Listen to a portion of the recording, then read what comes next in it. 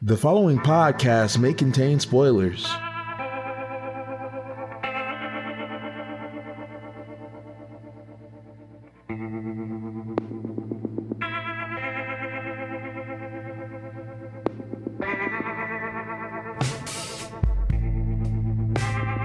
Hello, everybody, and welcome back, finally, to another Treading the Path of Heaven podcast. Oh, geez. We've been saying we're going to record for like a month and a half, and we've like set up like 6 meetings to do it, and like something came up literally every time. I got super sick for like 2 weeks. Oh, man. Me too. It was a whole ordeal. I moved states twice since we last recorded. Jeez, it has been quite a bit. Yeah, man.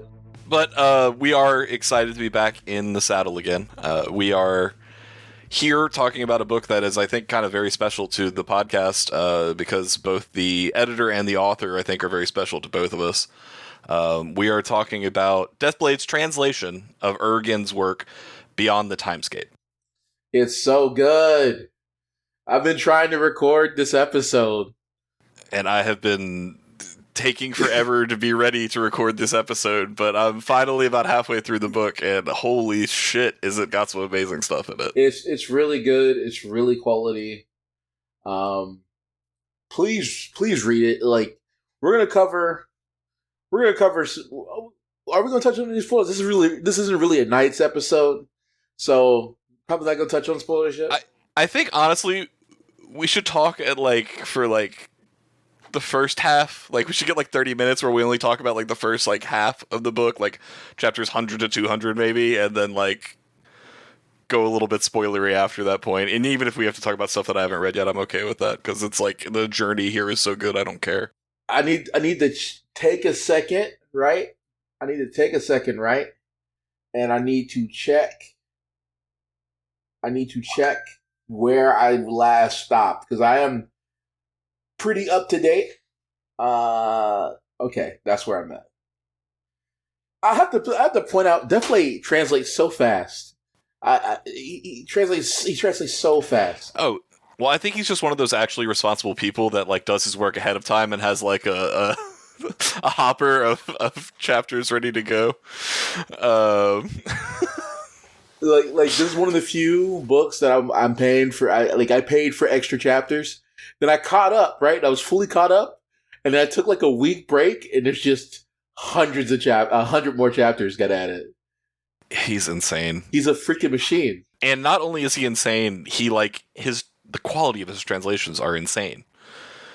I'm not just saying this because he was a guest on the podcast once. Like, he leaves like footnotes, and he explains the nuance of the things he translated and why he translated it that way, and it just gives you.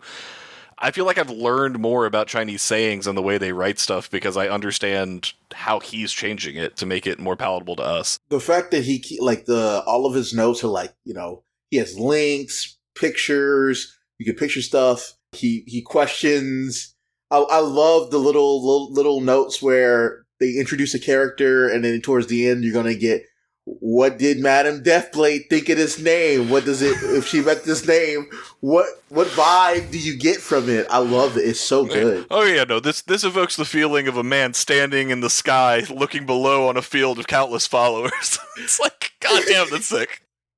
Or they'll introduce a character, and she's like, yeah, it seemed like it'd be a nice girl. This is the name of a nice girl, and it's definitely not a nice girl in the story.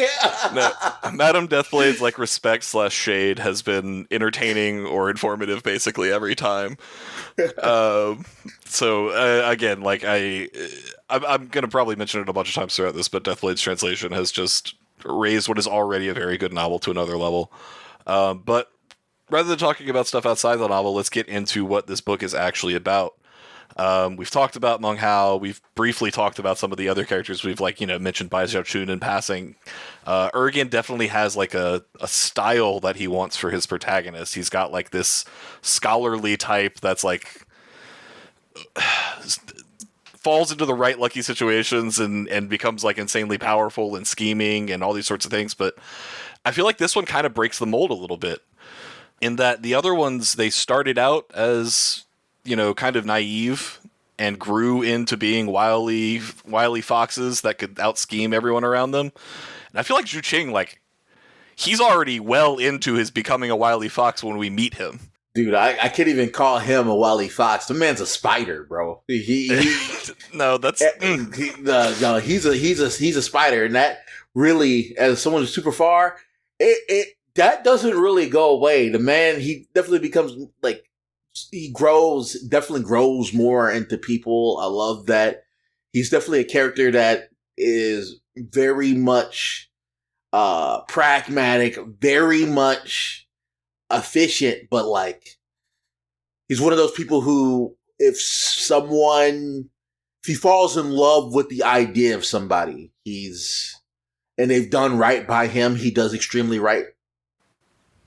Yeah. You know?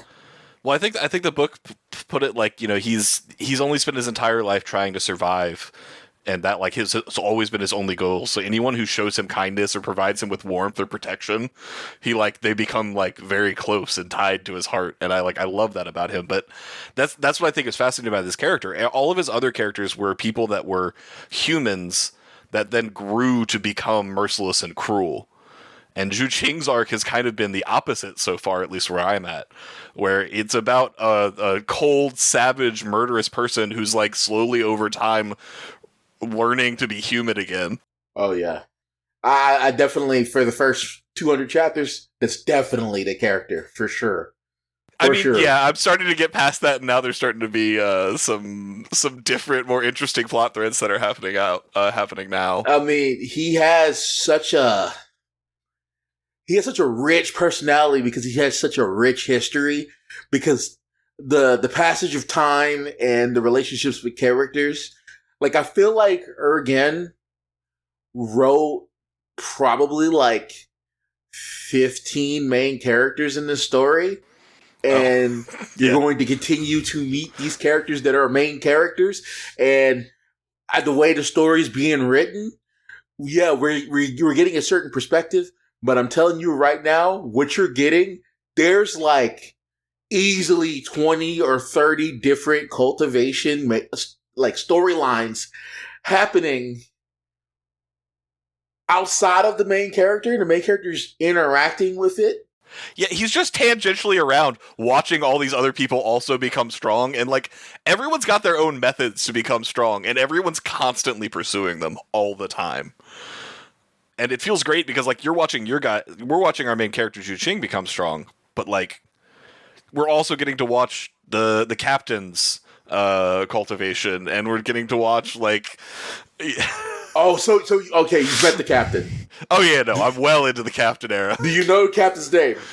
Yeah. Okay. Yes. Okay. There's so much more to the captain, though. The captain. Oh. He might be my favorite character. He might be my favorite character because he feels like he might be the original main character of this story, but he was like, I can't write another I Shall Seal the Heavens. I can't write another A Will Eternal.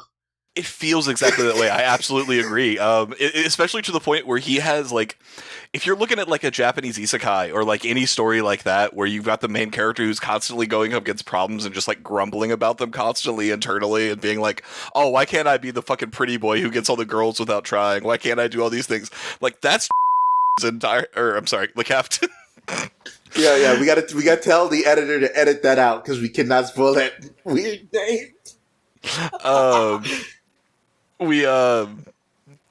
Like the captain has those internal dialogues constantly as he's looking at Zhu Qing. Like Zhu Qing is that side character that gets everybody in the anime while they just like sit there and bitch about it.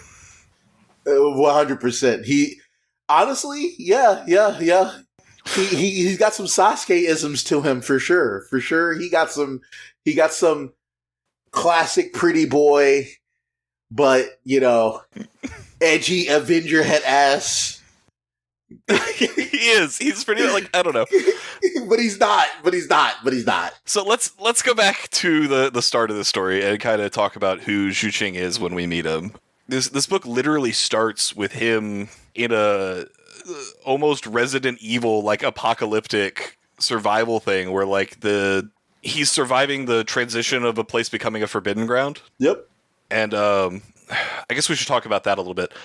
One of the very first things that's established in this book is that long ago there was this god that suddenly appeared in the sky, and like you could see his face, and it's like a broken face of a god. And most of the time its eyes are closed, but sometimes its eyes open up, and wherever it's staring gets fucked.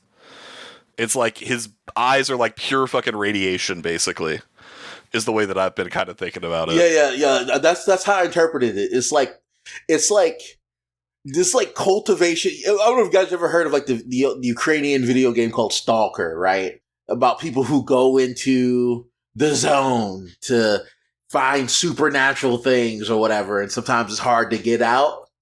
Well, that's every forbidden zone. And then the broken-faced god up there, when he opens his eyes, the zone, an area on this planet will become transformed into a forbidden zone. And it gets its own ecology, it gets its own higher level personhood things there. Weird, and to use Deathblade's wonderful word he created for this, things become gruish, okay? Gruish things. It feels like it's real when I say it, right? Gruish things, it's not just weird. It could be weird. It could be supernatural. It could be super technological. It's like schizotech radiation. Yeah, it's a weird combination of like dark ritual, like curses and dark rituals and poisons and like the shit you think is there in the night, you know, like it's boogeyman, you know, like all of it. Like that's all. It's all gruish. Like if we were playing D&D, a mind flayer would be gruish. It would be gruish as hell. Oh god, right? That would be gruish. But yeah, no. Like, you know, like Parasite or like something like that. Oh, where yeah. It's like, yeah.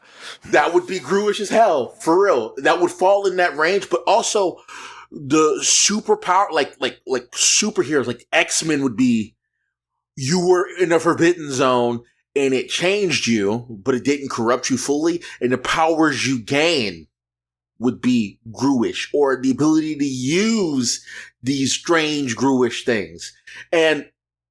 But that's besides the point. Anyway, the broken face of the god opening their eyes. He opens once, it becomes a forbidden zone. Opens again, it magnifies the area in that area. Opens a third time, it supercharges it. It gives personhood. And also some other weird things that I'm learning in the books that basically just assume the world is constantly flowing around the main character, and what you know isn't always the truth.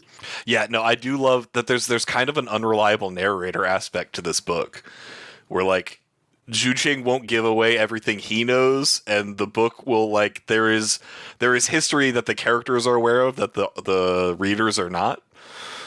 And they just like don't talk about it until it's relevant sometimes. So they pull the rug out from under you sometimes.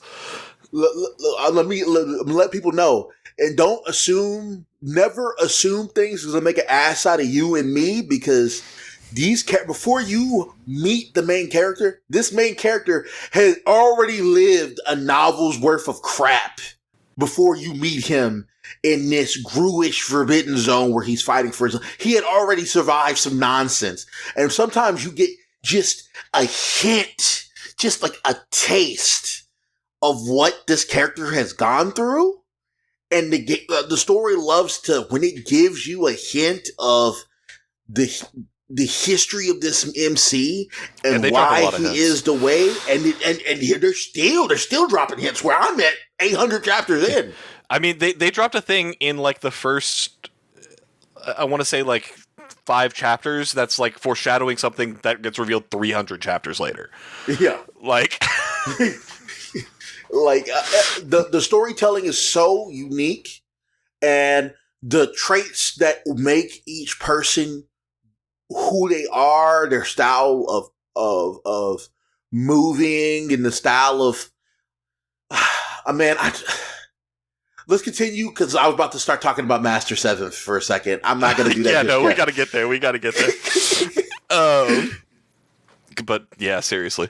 So we meet Zhucheng. He is in like what I'm imagining is like the super mutant zones of Fallout.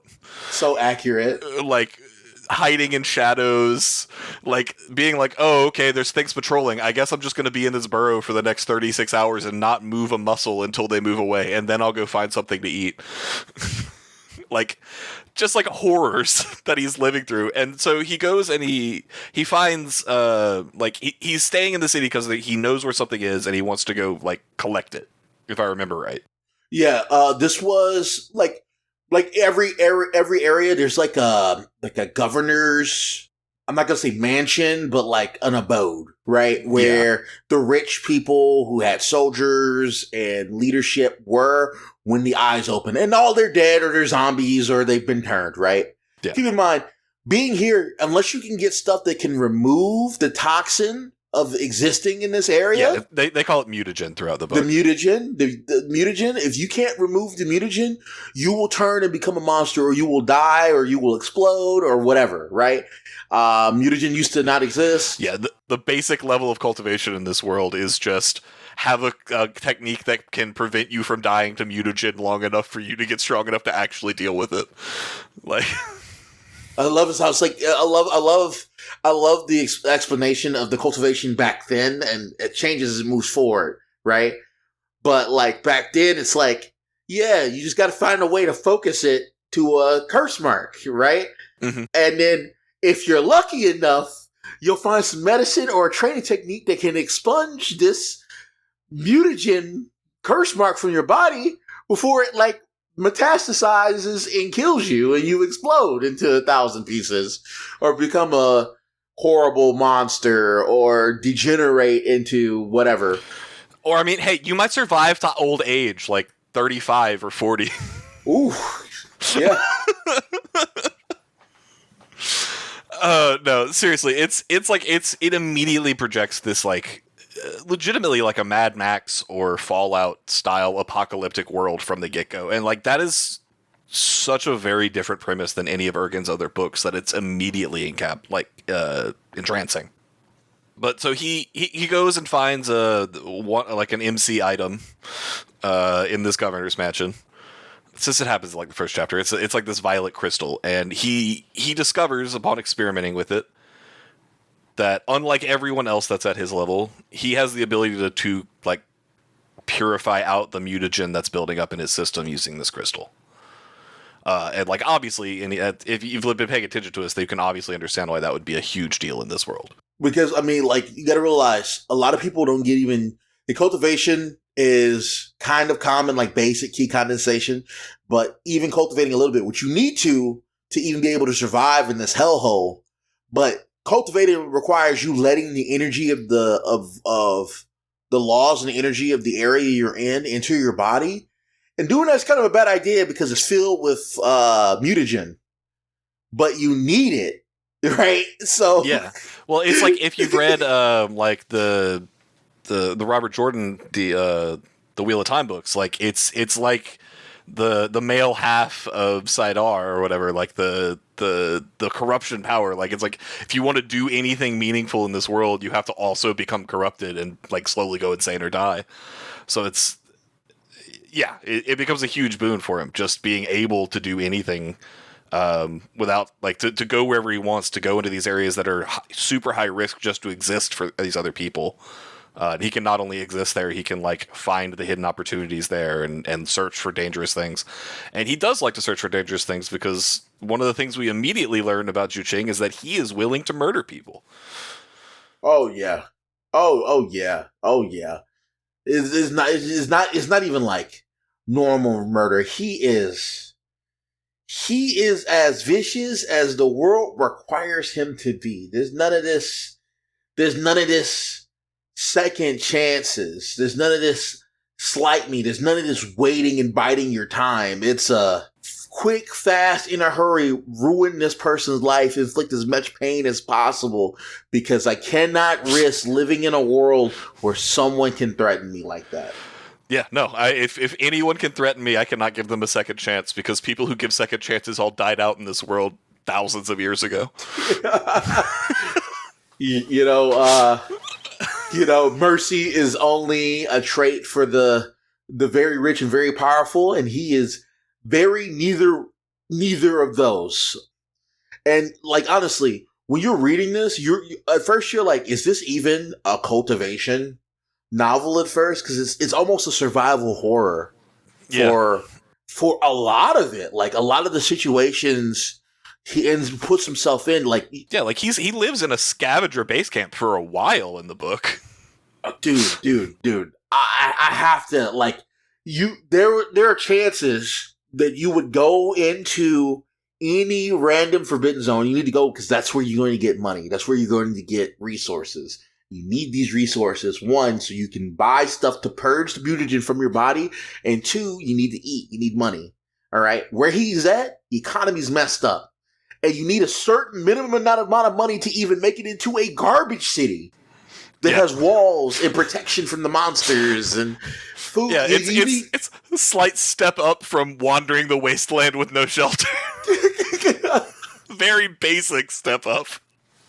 And like you realize, like, there's all of these little micro governments happening on the side, and then it becomes more relevant as he gets older and experience. Like, you see more of the world's perspective, and not even the world of his area, right? Yeah. And then you realize you've had, like, when he was growing up, and all of his experiences are like a survival horror for that first couple books. He's fighting for his freaking life. Okay. Yeah, absolutely. There's like, I don't know, like 10 super crazy life-threatening situations for him almost immediately in like the first, before he even really becomes a cultivator. Like, yeah, it's brutal. And like you realize, like I realized, like I went over the beginning, book again because, getting ready for this. And I realized the tone where I'm at. This character, the characters here choose to take risks for the sake of accomplishing their goals. They're putting themselves in a dangerous situation where they are where I'm at, like intentionally. At the beginning of this book, he's not choosing any of that. It's coming for him, right? Like it's he is enduring. Just existing is dangerous. And the tone shift is so interesting, and it's such a struggle for him there. But when you get the big viewpoint of the world, you realize where he was at and why he was able to make it, and why the people around him were as weak as they were is because they were legitimately on one of the safest places still left. It still left on basically like the equivalent of like imagine if the world ended, like Mad Max world ended, right? But your civilization was on Australia, an island that wasn't directly hit by anything. That's where this character is at, right? Mm-hmm. But it's still awful. He literally had to enter the Thunderdome and fight a giant snake to get in the shit city. The Thunderdome, and then that becomes a running conversation for another character I love that you probably don't even know yet, but regarding snakes. Like it's so good. It's so I have an idea about who that might be, but yeah, I don't know. Oh god. So he gets picked up on the side of the road. Like there's a guy that's traveling with some other like nomad wanderers that have a home base in this scavenger city, and it's a dude by the name of Sergeant Thunder, which like already that's like oh, I miss Sergeant Thunder. Oh, what a great character. He's amazing. And he's just a dude that genuinely, like, not even a crazy amount. Like, he respects Zhu Qing because he realizes that Zhu Qing is cold enough to survive in this world, and therefore worth investing emotions into. So, like, he takes care of him, and, like, not crazy stuff, but, like, gives him, like, a place to sleep and some new clothes and food. And, like, Zhu Qing is, like, such a broken person. He doesn't even, like, sleep on his bed. He takes the new clothes that look nice and he's like, oh, I treasure these. They're precious. I'm going to hide them away so they won't be taken from me. And I'm going to sleep under the bed so that with my eye on the door so that if anyone comes in, I can murder them before they know I'm here. No, like he's definitely he survived some garbage, and anyone who would live like that and he's meticulous. He's meticulous, man. Yeah, he did not survive by accident by any means. Like, just him walking home, the fact that no matter what, he's going to take a different path. He's going to stick to the shadows. He's going to look at people's feet and watch their stuff, and he can't control looking at people's necks to see where he can slit their throats. Yeah. That is great when he does it before he learns to hide that.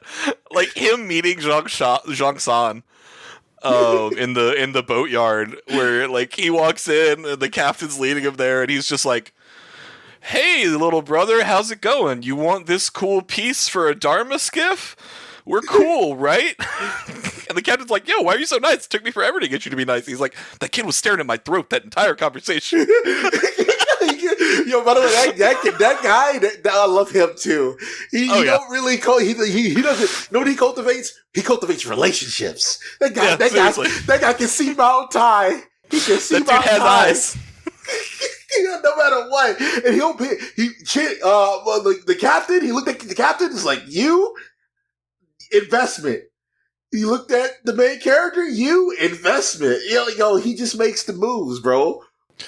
Oh, I even loved like the main character becoming more human and then meeting another kid that was very much like him. Remember the Hound boy, the mute, yeah. Yeah, no, I loved that. Was so great. It feels like he's playing like Big Brother to that dude, and I kind of love it. Like, like the mute is straight up just him. It literally is the main character with slightly less karmic luck. Just slight, ever so little, but maybe not, because you have a Dharma protector like Zhu.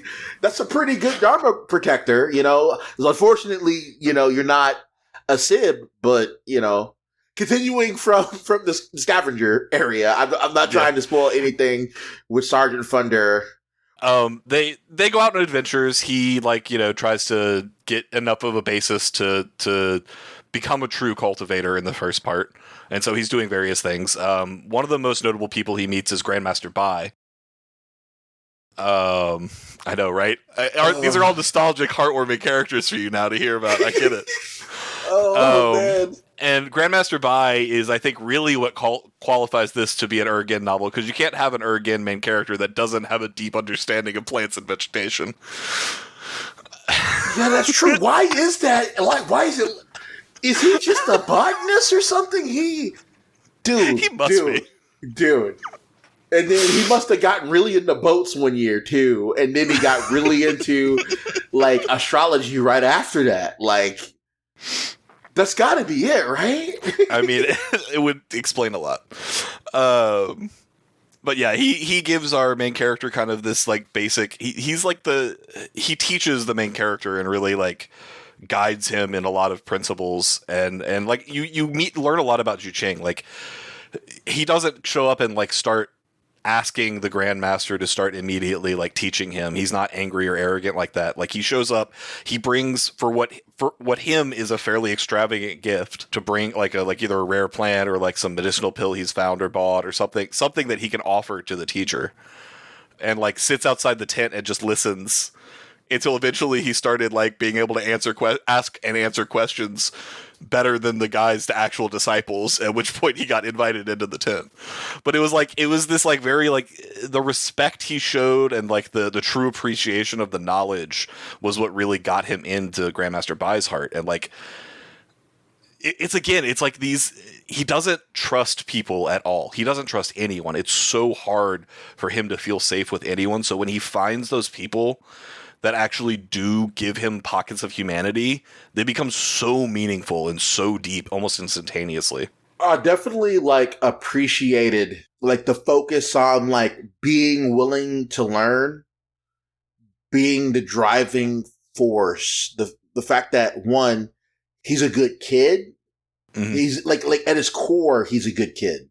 Yeah. Despite being brutal. He's a good person who has learned to be who he is when we meet him, and it's like both beautiful and sad. And the fact that he has that trace that at his core he's good, but he's also smart enough to be brutal and efficient, leads to his run-in with probably the running with the single greatest teacher in might be in cultivation novels I've read.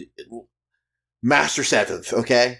I mean, like, the only ones that really kind of rival him for me so far are, like, Patriarch Subudi and Desolate Era, and, like, people... Yeah, really just him, I think. Dude, but the crazy part about Master Seventh, and this is a bit of is his teaching is... Alright, so you know how when he formally accepted him as a student, and it was this big... event. Like, I felt like I was there reading it, right? Absolutely, yeah.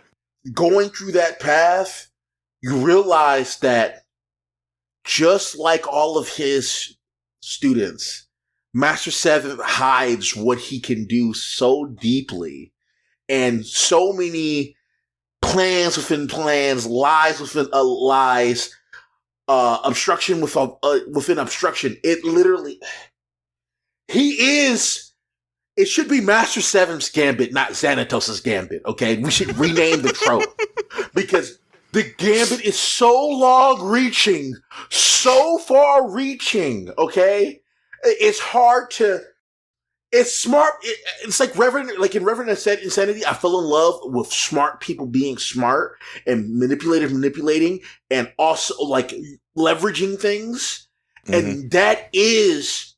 what Master Seventh and all of his students stand for. And by 1 degree of separation, 7 Blood Eyes and everything that they're about. And why they are actually... At first, I was like, they're not a good sect, right? Yeah, but no. It's so good. It's so good that it tricks you. They're actually an incredible sect. Like, they're one of the most righteous sects that we've met in the entire book, and it's insane because they get shown as like when we went in, I'm like, this sect is Mos Eisley. Like, this is a hive of villainy and sin, and like this is like the worst sect, and I'm waiting for him to get out of this and go to the Violet Fate sect, or like what you know, and then I'm like, oh no, it was here all along. They were great. They were the good guys. Because they're fair. Because they're meritocracy. Because they're fair. It's all 7 profits. Blood Eyes.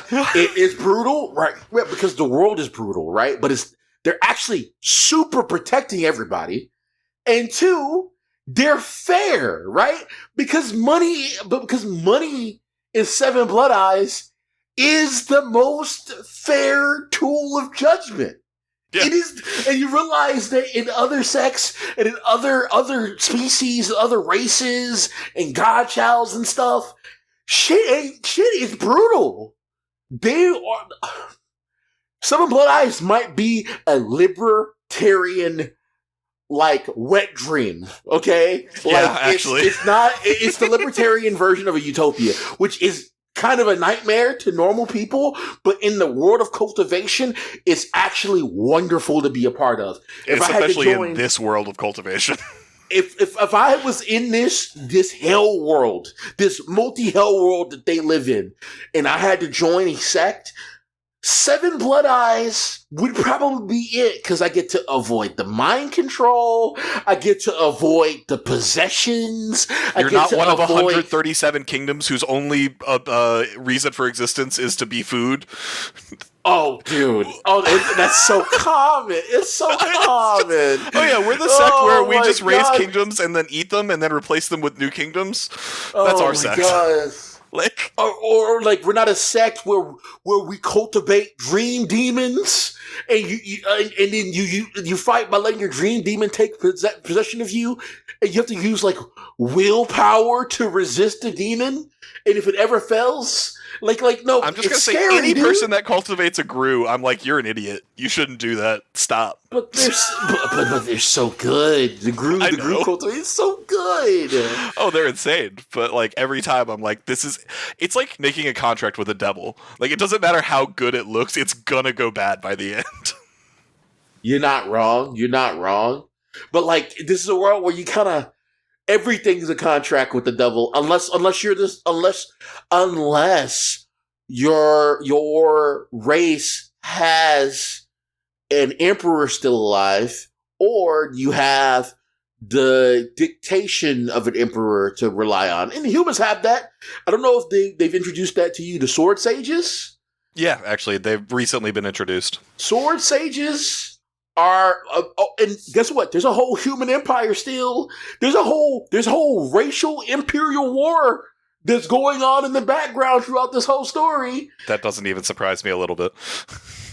Like throughout hundreds of races, and there's weapons of mass destruction. I just need to point that out. There are weapons of mass destruction, and we're not talking about the magic treasures that make a sect a sect. No, there's steps above that for entire races, and steps above that for entire factions. Again, I'm not surprised to hear that, but I am excited to get to it. God, no, this book, like all cultivation stories, it starts out so small and then grows into something that's like just incredible and world-spanning and insane. But I do want to talk just a little bit more about Scavenger Base Camp, because he goes to Grandmaster Bai. Grandmaster Bai teaches him how to make white boluses, which are like the basic mutagen rejection thing. Like, if that's what the lowest people that can afford to buy any medicine at all are buying to get rid of their mutagen. And it's like, it barely works, but like, if you don't have it, you're doing nothing. And so he goes and like buys a few from the medicine store, and he's like walking home, and these two guys show up in the street, and they start like being like, "Oh, I see you bought that medicine. Well, you could donate it to us because we're like the big shit on this street." And Xu Qing, like any other novel, you're going to see the main characters be like, "No, this is my stuff. I'm going to defeat you. Ha ha ha." Xu Qing's like, "Oh shit. Oh god, I'm so scared. Yes, no, absolutely. I'll give you these 5."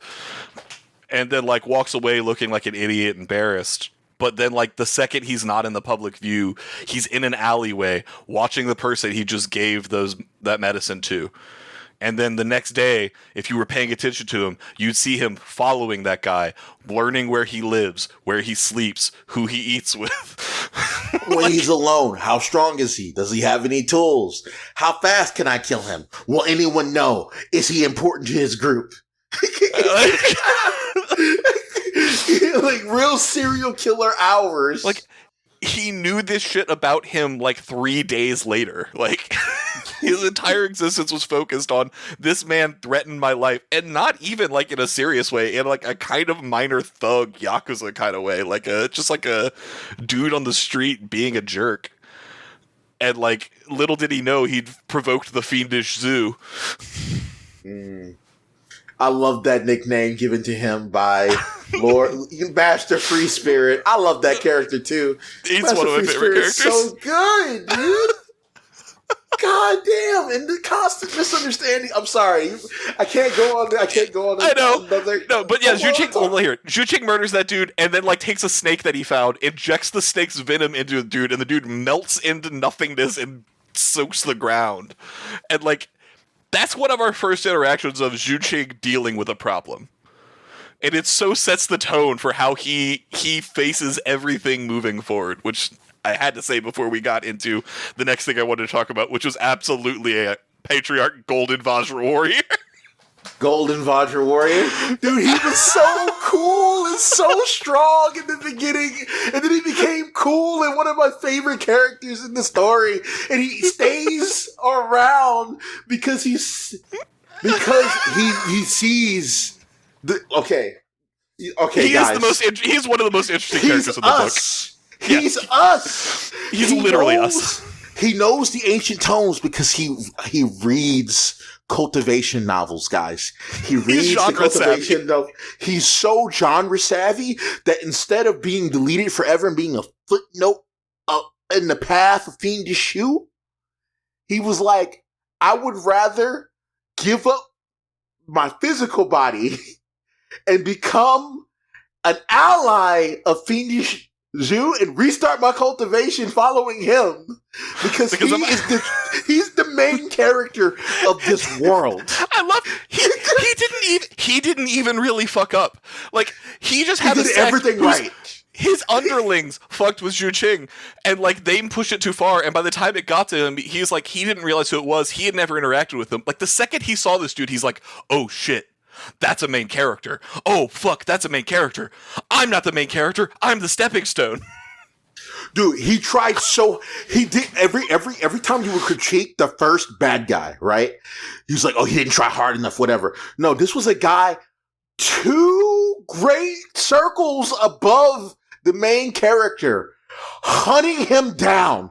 Every tool activated his entire sect. Tapped every group, used every ally, and he still couldn't stop him. And when he realized, you're not going to let me break through to solve this problem, I knew it. Let me just give it to you. Let me just give you it. Give you it. And to prove that I mean it. Let me blow up and go into this thing. You can use the thing, it's fine. It's yours, I promise. He even picked a thing close to Zhu Qing's heart so that it would be hard for him to throw it away. Right? Yo, and dude, I love to this day, he would do something and they'll ask Master Free Spirit and he'll have like comments on it.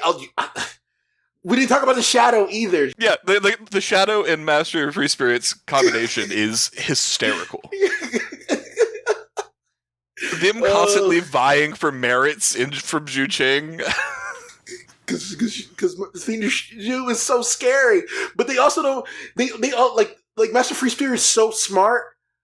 He's so genre savvy that he can't see the forest for the trees, so he can't see that he's done enough for Fiendish Zhu to get his freedom. That he keeps thinking every time he's about to be freed, he's assuming that he's going to kill him. So he's like, "No, let me serve you forever. Let me serve you. Let me serve the madam. Let me get strong." He's like, "No, I can break through. You're sure? No, I can do it. I promise you." I've genuinely had to stop reading because I was laughing too hard, like 4 or 5 times. Reading some of his shit. And he's just there. He's just there all the time. So, yeah, I mean, like, we didn't talk about the Shadow, but, like, we'll leave that for you guys to discover. There's so much to talk about the Shadow, but like, there's so much, but there's really not, but there is. Yeah. That's this whole story. I love him trying to tell Zhu Qing stuff and Vajra mistranslating his shit to get... so he doesn't get credit for it. Like, all right. But all of that, like, is the first part of the book, and that's him getting to the basic level of, like, hey, I've done enough cultivation for people to look at me different, and now I can go join a real cultivation sect. And so he goes and he joins. He gets invited to a sect called the Seven Blood Eyes.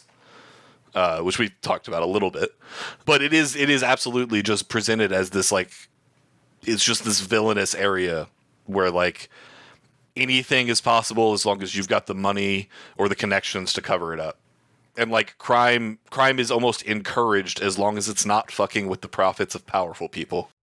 That's true. That is true. Man, what?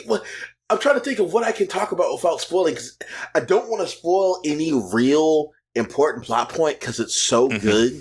You want to experience it. So let's talk about characters for a second. All right. We're sticking to the first 2 books. So I mean, I could talk about Seven Blood. I could talk about the story becoming Law and Order for about, I don't know, 110 100 chapters. Zhu Qing, when he goes to the Seven Blood Eyes, is immediately assigned as, like, a low level, like, patrolman in the what is essentially the police of the sect. It's so and good. Like, he does not hesitate to abuse that authority, like, immediately. Not in a way that ever, like, makes him problems. He's super smart about it. He only does it when, like, using that power ends the situation entirely in his favor. Yeah. But, like, he's so smart. He's so devious and so deceptive. And it's like, I remember the part where he started talking about his secrets, and he's like, all right, I need to have like 4 levels of acceptable secrets. This shit no one ever knows. I'm okay with revealing this one if the situation gets dire, and then if that doesn't work, I'll have this trump card, and I'll use that trump card as like the secret that they can discover to disguise the 3rd level of thing. Like, he truly is Master 7 student, man, because that is one of the key principles of being from the 7th peak. Right, the 7th peak is do not let people know how strong you are. Yeah, you can't. It's always about subversion, unless you can deceive them with your strength. Pretty much, it's literally like Liar Gang, but they're all so good. They're all good, all of them. First Sib, second Sib, third Sib. They're all good. They're all good. Yeah. And like I want to talk about like, what is it? Third Sib? Third Sib is cool. I don't feel like I don't know nearly enough about Third Sib. I want to know a lot more. It takes a while and you realize just how thorough Master 7th is in picking his apprentices. Like, he's so thorough. I really liked when we got to go on a little journey with him and like see him picking apprentices out in the wild. Oh yeah, that was great. And then like he's like, which one do you think it'll be? And like he's gonna pick the first one. That like we all got an emotional attachment to that first one. And then Yu Ching's like, no, this one random dude. And he's like, why? He's the only one that was cautious enough.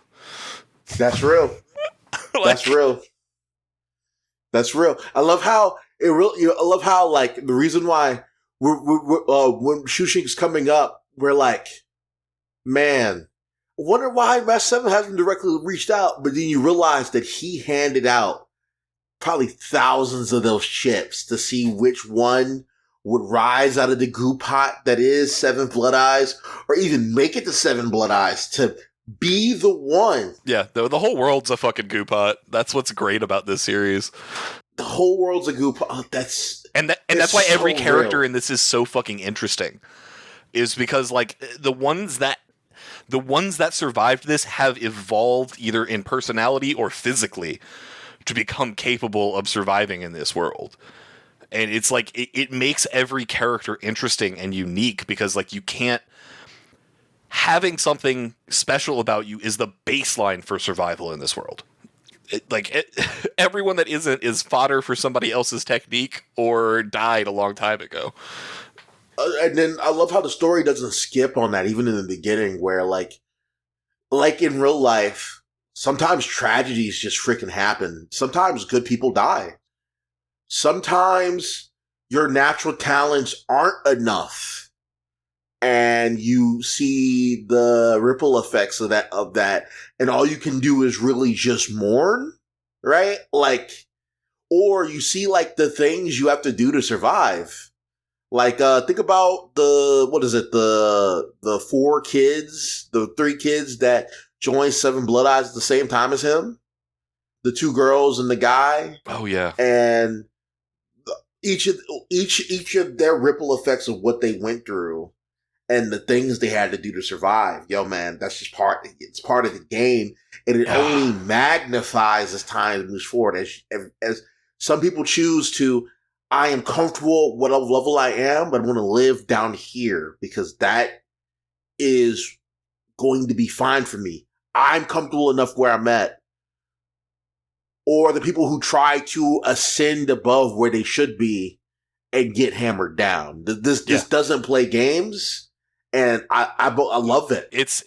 It really tries to establish that like just because someone is Zhu Qing's friend does not mean at all that they are safe.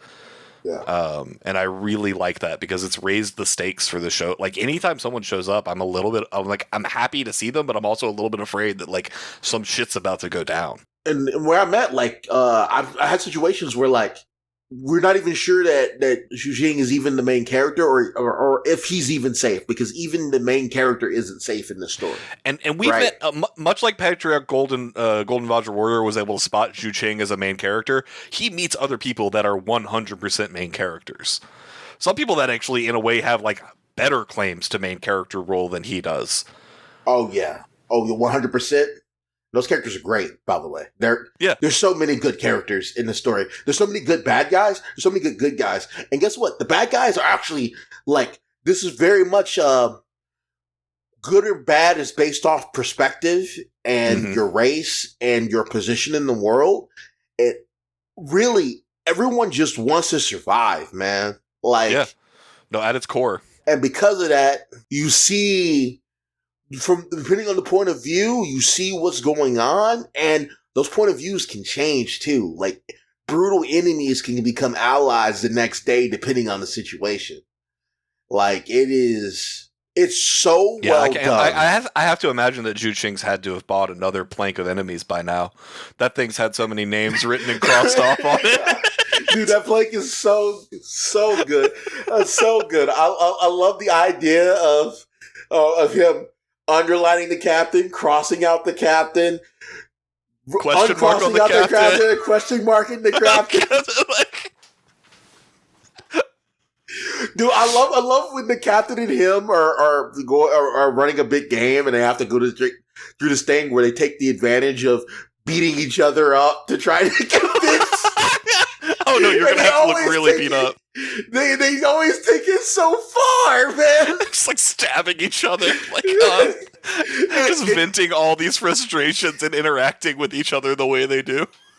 And they're both so powerful and have so much main character energy. They're not gonna die to this damage. Like, if it was anybody else, they would definitely be dead. But these two characters are so savage that like it doesn't matter, and that never changes. Like it's so they're so good, and they get into so much trouble, and I love it. And I love the fact that they're getting into trouble because they're supposed to, right? Yeah. And they know they're supposed to, and Master Seventh wants them to, because Master Seventh himself be getting into trouble, and then his master be looking out for him. Yo, it's so yeah, no, I mean, like, so that's cold. everyone in this book is like has to think 3 steps ahead, and so it's like it's this clash of strategies and ideas and techniques that are like fascinating, and it's like who can hide themselves more deeply is what it comes down to a lot of the time. And like, these people are not they scheme so deeply. Everyone does. You have to. Where it's like, no matter what happens, there's always another motive. And the powers are all so different and so powerful. The system is so not a system that even in the way you do combat has to be within deceit. Because you think about like Hunter x Hunter or JoJo's. Knowing what someone's stand or knowing what someone's nin technique is like half the battle before the battle happens. Mm-hmm. Except in this one is people have techniques within techniques. And if you see what their ability does, you've lost, right? Like you've straight up lost. Like, if you didn't prepare countermeasures for it already, you're fucked. Everything requires prep time. That's why I love Master Seventh, because he's cultivation Batman. Yeah, no. The second he dropped, I've never lost a game of Go. I'm like, oh, this motherfucker. Yo, no, like for real. Like he be like a little bit of a spoiler, but not, because I'm gonna be generic.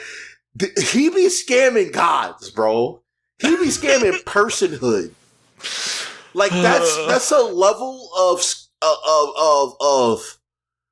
playing the Game of Thrones for a mortal with no personhood to be scamming and stealing and taking from high level, like not like low level guys in D&D, not like, oh, I have a small domain. No, I'm talking about grand domain gods, gods of even witnessing them will kill you, because you'll see every possibility of your life, and the god will decide, yeah, I want to rob you of this potential because you witnessed me and I didn't like it. Or I don't see you. I see all of your futures and all of your pasts, and I'm going to interact with the one I want to.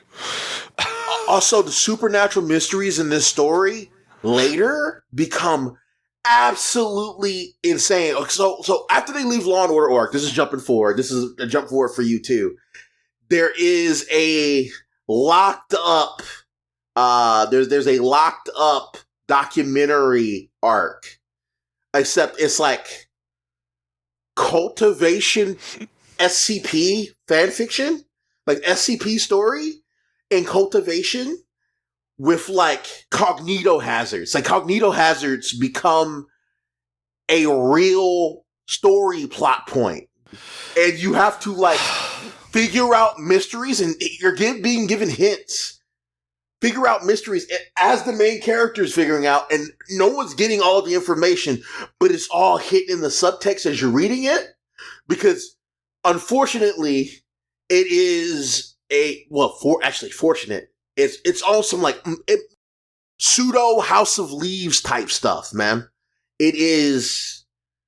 Thank God Deathblade's translating this. If he wasn't constantly giving me references to when shit happened in the book and like reminders of who characters were and shit, I would be so much more lost in this than I am, but it makes it so easy to follow. I don't know, man. It's such a good book. It's really been incredible so far. I'm really looking forward to catching up to it. I want to talk about more of it, but like I really don't want to spoil. Guys, dude, read the book. The Grubloom. The whole thing with him following the Grubloom. Oh, it was so good. Like, it was not a long part, but it was awesome. It was so good. Like, I remember that. Dude, I can't even really talk about it because the idea of getting to see characters that you had met in the scavenger area grown up again. Every time you see one of the few that survived the scavenger place again, and you see the fellowship that happens, and you see how far the kid came, because that was his name there. See how far the kid came? Oh, yeah. The kid. God, it was so different at the beginning. Yeah, dude. And then the higher he climbs, you realize that like that kid persona is still there, but it's there's a veneer. It has been refined and cleaned up, but at his core, he's still the same kid. He still has the same thing. He's still as caring and as loving as he was back then. This is the same guy that if you were someone that was important to him, he could be king of the world. He'll still come visit you or visit your grave. He'll pour alcohol. He'll play a song for you because you're still an important part of his life, even if for you it might have been something small. For him, it was everything. Relationships are literally the most important thing to Zhu Cheng, and makes him so relatable, and like you want him to succeed because he cares about the people around him so deeply. It also doesn't if they should die. Oh yeah, if they should die, they're gonna die. Oh, dude, you got the whole prison arc with the Yan Yan like having to witness his experiments in the prison. Oh yeah, Yan Yan, dude. Oh, dude, he corrupted that girl forever. By the way, oh yeah, man. No, I could tell already. She's so cooked. That was her traumatic experience that shaped who she became. Zhu Cheng had the city. She had that. All right. I guess we should do a little bit of business. It feels like the kind of the natural calling point on this, which I hate to say because I could talk about this book for like yeah. Let's do some business. Let's see here. So let's get ahead of it for the people who get it this far. What's going to be the next episode? Oh God, that's a great question. Overgeared ended. I'd like to talk about Overgeared because I have thoughts. I have so many thoughts about Overgeared. And yeah, okay. I can catch that up for the next one. I'm still behind on that, but that's because I let my mom start reading and lost my place and need to refind it, and that's been a whole daunting task. That's a lot of chapters, dude. Like I finished it, and I'm gonna save that. But the people on Discord know I have so many thoughts. And Boku no Hero Academia ended too. I have so many thoughts seriously. For that. I have so many thoughts. I You know what? I'll change that. I hated that. I hated that last arc. I hated It sucks. I hated the ending. There were 3 cool things in the entirety of it. Yeah, dude. And most of them were at the beginning. Right? Jesus, talk about falling off a cliff. And it lasted a year and a half or something. It was 2 years, dude. Too long, bro. Too long for mid. I know somebody gonna get mad on YouTube from that. I know, but yo, I'm sorry, it bro. is what it is. It's bad. But yeah, speaking of the Discord, that is usually going to be the best way to get a hold of us if you need to, if you'd like to suggest a book for us or talk with some of the community or find a place to chat with other novel enjoyers who are reading your particular book. It's a great resource. Yep. We have a little, I'm not going to say it, but if you ask around, they can put you on some books. It's great. Anything else? You can email us at tiger.rollercoaster@gmail.com, but I don't think we check that very often. So, I check it once a month right now, but now that we're back at it, I'll start checking it more often. But yeah, I think Overgeared for the next episode would probably be good. As always, I hope to have less of a delay than before this one, but life happens a lot. It comes at you fast, and I'm gonna try to get back on the thing. All right. Well, for that, I guess I will say thank you to Yuki Okami and James and all of our other very long time Patreon supporters. All that support has helped us keep the podcast on servers and able to be found. So we appreciate all of that and all of the support we get from everyone who listens, downloads, watches, and does anything in any of our communities. So thank you all. And with that, I think we are free to move on to we didn't even get to talk about. Oh yeah, I want to thank Samuel as well. Samuel Francis, he's one of our elders, and we didn't get to talk about the Sea Zombie War. Sea Zombie War. Oh, forgot about that. Things. It's statues. Like important, but it's dude. Oh Jesus. Yo, you taking me back? This so long ago. Yeah. Super fun. We didn't even get to talk about any of his girlfriends. We didn't get to talk about almost any of the Sibs. We didn't get to talk about the Great Phoenix. Oh man! We didn't even get to talk about Dharma skiffs and Dharma boats. Oh, dude, the boat cultivation's so clean, bro. The Dharma ships and the Dharma. We didn't even get to talk about the solitary vast heaven cleaver or whatever the fuck the name of that thing is. I forgot about that too. Oh, it is important. It's actually a super important part of the story. But the cultivation, I'm just gonna say, we didn't even get to talk about how cool all the individual steps of the cultivation stories are. Though that's something I've come to expect from an Ergen novel. And each one is so unique in each different. You didn't get to talk about him getting his imperial ability, or Dharma apertures, or oh my God, or imperial palaces, or. Life lamps illuminating palaces. Dude, the fucking life lamps were so cool. Dude, it's just the beginning.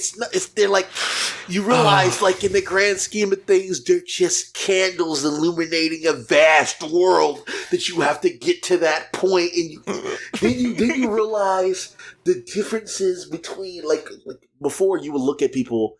And they're in gold core, and just their aura from being in gold core, you couldn't even look at them. You couldn't even look at them without the world twisting, and you realize those people that you were looking at, that he couldn't even look at the time, were jobbers. Yeah. There's so many levels to things. But, oh my God, it's so powerful. The story is so good. It's great. Legitimately, in my opinion, Ergen has gotten better at writing once again in this novel, and that's not a thing I say lightly because he's one of my most respected authors of all time. we didn't get to talk about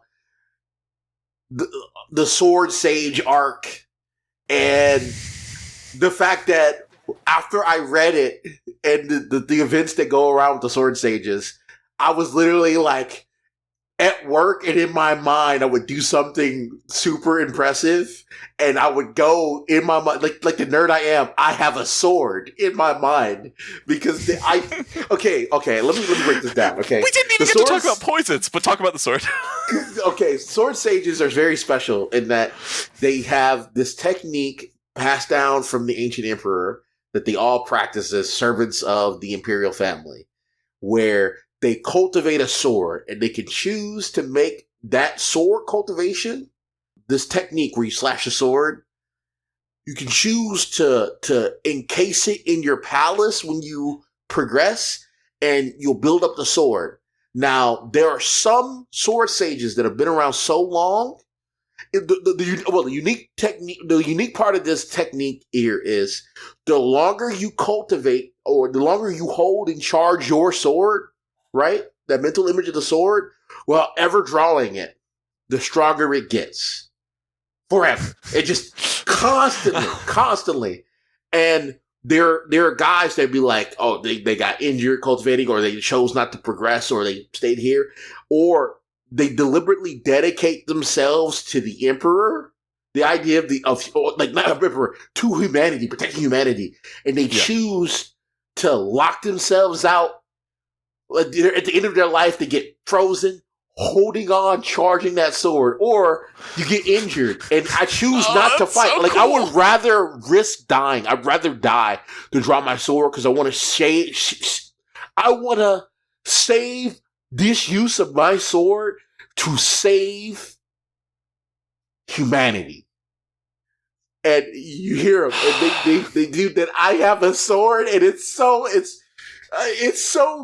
good. It's so it sounds cringe coming from me. You got to read it. It's so. I'm excited. There will be guys who be like, "Why did you? What happened to you? Like, been doing it." It's like, yo, I might be at this state, but I was originally at this state. Must have fallen. I did this. I did that.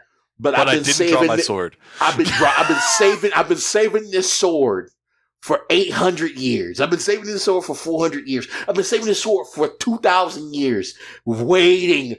I hope they come here. And it's do or die, and they'll have sword sages who've been like, I've been waiting to use my sword and die for humanity for a long time. That's why I've been keeping these old bones around. And heroes, bro. Humanity, like you read it, you're like, humanity, fuck yeah. We're trying so hard because the world is scary. And our best humans, our best and brightest, sometimes aren't enough because it's so good. You got to read the Sword Sage arc. It's so good. Please read this book, guys. Like, if you're somehow still on the fence, read this book. We'll have to call it there. Oh God, I want to talk about it more, but like seriously, go. We're definitely gonna have a night. We definitely have to have a night at some point. It's so good. Yeah. Well, once this one's done, I want to do a nights like very quickly after it's finished. Maybe we can see if we can contact Deathblade and get him on, because that would be fantastic. That would be fantastic. Heck, might do 2 nights. Might do a night up to a certain point and then do it again, like we did with Overgear, dude. Because maybe. All right. But look forward to that, guys. And as always, we'll see you next time. Thanks so much for listening, and peace. Peace.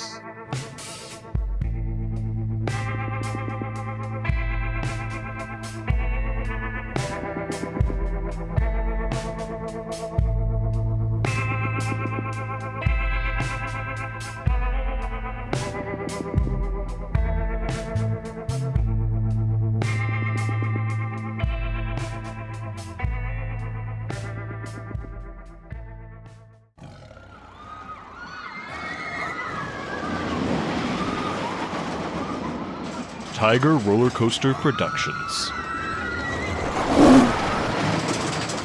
Tigers are scary. You try to get off.